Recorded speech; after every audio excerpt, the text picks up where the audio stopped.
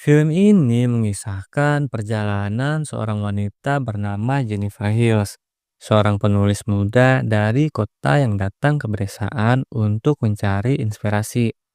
Ia menyewa sebuah kabin terpencil di tengah hutan, berharap bisa menikmati ketenangan dan menyelesaikan bukunya.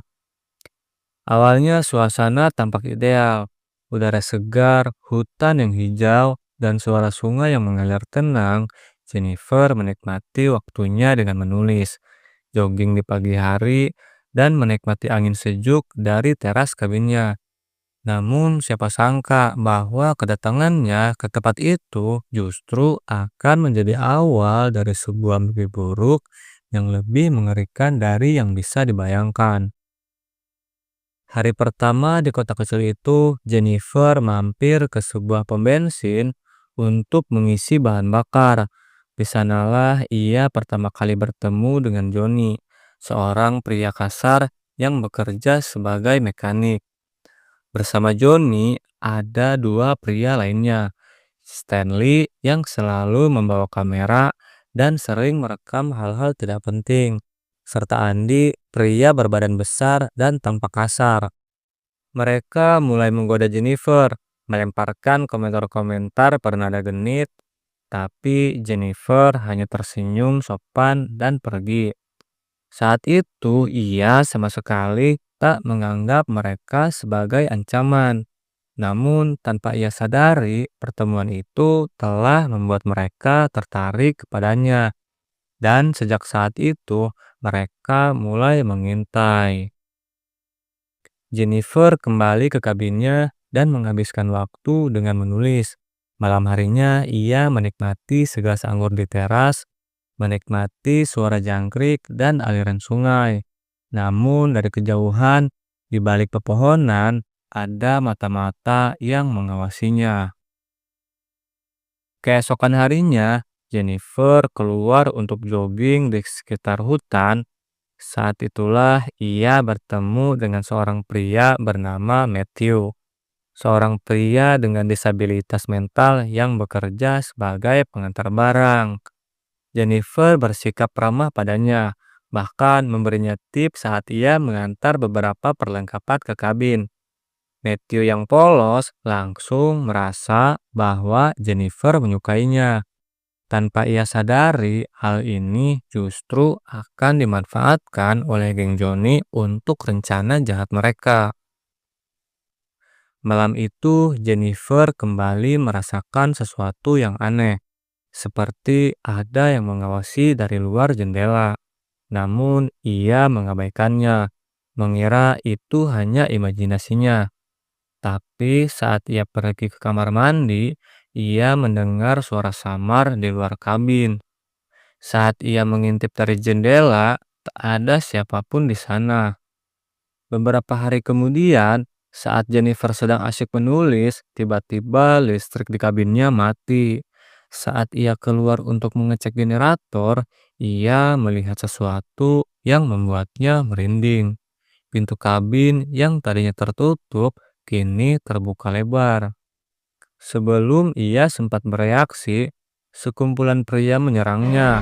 Mereka adalah Johnny, Stanley, Andy, dan Matthew.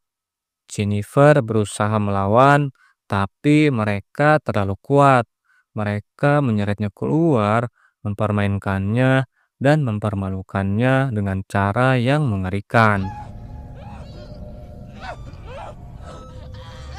Jennifer berteriak minta tolong, tetapi tidak ada yang bisa mendengarnya. Di tempat terpencil seperti itu, tidak ada yang bisa menyelamatkannya. Johnny dan kawan-kawannya menikmati ketakutan Jennifer, mempermainkannya seperti binatang buruan.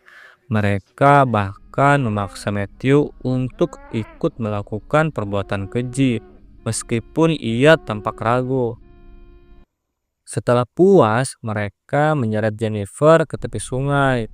Johnny memerintahkan Matthew untuk menghabisinya, tetapi Matthew terlalu ketakutan. Akhirnya, mereka membiarkan Jennifer pergi, mengira ia akan mati tenggelam. Namun, Jennifer tidak mati. Dengan tubuh penuh luka, ia merangkak keluar dari sungai dan bersembunyi di hutan. Dalam keadaan lemah, ia berhasil bertahan hidup hanya dengan bermodalkan tekad dan kemarahan yang membara. Beberapa minggu kemudian, sesuatu yang aneh mulai terjadi pada pelaku. Jennifer kembali waktu untuk balas dendam. Stanley, si tukang rekam, adalah korban pertama saat ia sedang merekam dirinya sendiri di gudang tua.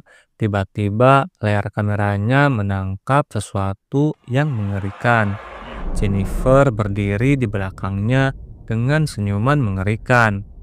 Sebelum Stanley sempat bereaksi, Jennifer menyerangnya. Ia menjebak Stanley di kursi dan mengikatnya. Jennifer lalu menyayat kelopak matanya, membuatnya tak bisa menutup mata, dan meninggalkannya di hutan, membiarkan burung gagak mencabik wajahnya.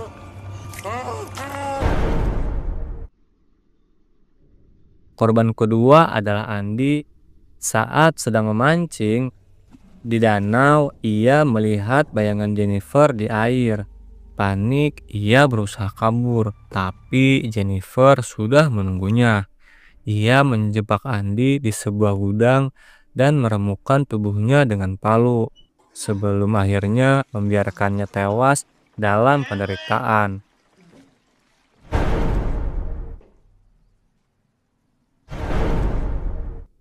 Korban berikutnya adalah Matthew. Jennifer memanipulasinya, berpura-pura memaafkannya. Namun, saat Matthew lengah, Jennifer menyeratnya dengan kawat dan menghabisinya dengan cara yang brutal.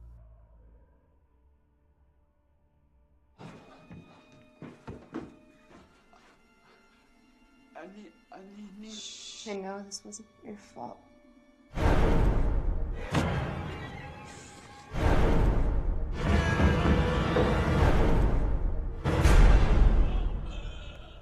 Kini hanya tersisa Johnny dan Sheriff. Jennifer menculik Johnny dan menyiksanya dengan kejam. Ia mengikatnya, menyayat tubuhnya, lalu memotong bagian tubuh paling berharga baginya dan membiarkannya mati kehabisan darah.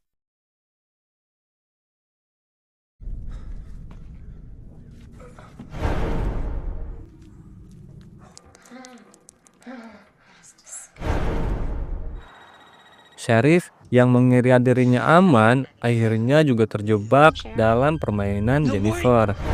Ia diburu seperti binatang, ditakuti hingga ketakutan membuatnya gila. Jennifer akhirnya menghabisinya dengan cara yang paling brutal, memastikan bahwa tidak ada satupun dari mereka yang bisa selamat.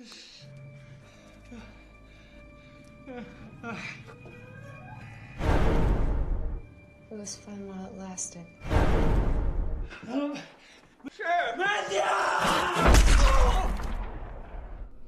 Dengan langkah tenang, Jennifer meninggalkan tempat itu, meninggalkan jejak kematian yang mengerikan. Kini dia bukan lagi korban, tapi dia adalah algojo. Kesimpulan dari film ini, film I Spit on Your Grave 2010 adalah salah satu film revenge thriller paling brutal yang pernah ada. Film ini menunjukkan bagaimana seorang wanita yang awalnya lemah dan tak berdaya bisa berubah menjadi monster yang lebih mengerikan dari orang-orang yang menyakitinya.